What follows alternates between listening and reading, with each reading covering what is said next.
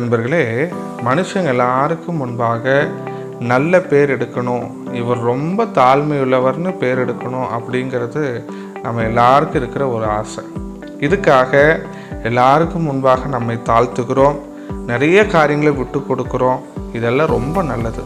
ஆனால் இதை நிறைய பேர் தவறாக பயன்படுத்துவதும், இன்னும் அவங்களுடைய தேவைக்கு நம்மளை பயன்படுத்திட்டு அதுக்கப்புறம் தூர வீசுகிற அனுபவத்தை நம்ம எல்லாரும் கடந்து வந்திருப்போம். மனுஷங்க இவங்களை நம்பி நான் இத்தனை காரியத்தை செஞ்சேனே, எவ்வளோ தாழ்மையாக இருந்தேனே, அவங்க சொல்கிறதெல்லாம் கேட்டேனே, அவங்க சொல்கிறதெல்லாம் நான் நிறைவேற்றி காட்டினேன்னு சொல்லி நிறைய நேரங்களில் நம்ம ஏமாந்து போனதுக்கப்புறம் அங்கலாய்த்த அனுபவமும் நமக்கு உண்டு. யாக்கோப்பு 4:10 இப்படியாக சொல்லுகிறது, கர்த்தருக்கு முன்பாக தாழ்மைப்படுங்கள், அப்பொழுது அவர் உங்களை உயர்த்துவார் என்று சொல்லி.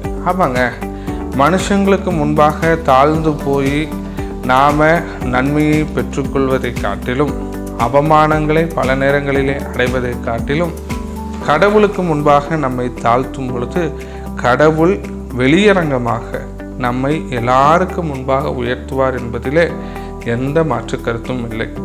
சாத்ராக், மேஷாக், ஆபேத் நேகோனுடைய வாழ்க்கையில் பார்க்குறோம்.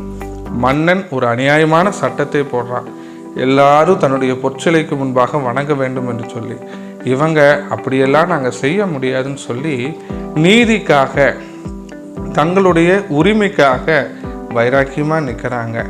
அந்த இடத்துல மன்னன் சொல்லிட்டானே, நம்ம தாழ்மையை காட்டுவோம்னு சொல்லி அவங்க அந்த காரியத்தை செய்ய முன்வரலை, வைராக்கியமாக நின்னாங்க. அதனுடைய விளைவை பார்க்கும் பொழுது மிகப்பெரிய பனிஷ்மெண்ட், எரிகிற அக்னி சூளையில் தூக்கி அவர்களை போடுறாங்க. போனவரே செத்து போயிட்டதா வேதம் நமக்கு சொல்லுகிறது. ஆனால் எல்லாரும் பரிதாபமாக பார்த்த அதே சாத்ராக், மேஷாக், ஆபேத் நேகோவோடு கடவுள் இருந்து மற்றவர்களுடைய கண்கள் ஆச்சரியத்தினால் பார்க்கும் அளவுக்கு அவர்களை அந்த அக்னி சூளையிலிருந்து ஆண்டவர் காத்து உயர்த்தினார் என்று வேதம் சொல்லுகிறது.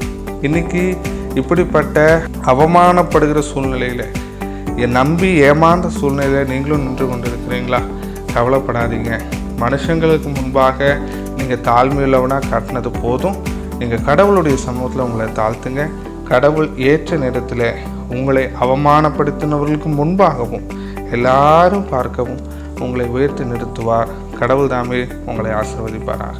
ஆமென். இப்பட்ட கடவுளுடைய சத்தியத்தை தொடர்ந்து கேட்க இந்த சேனலை சப்ஸ்கிரைப் பண்ணுங்கள். இந்த வீடியோ உங்களுக்கு பிடிச்சிருந்தால் லைக் பண்ணுங்கள். உங்களுடைய விமர்சனங்களை கமெண்ட் பண்ணுங்கள்.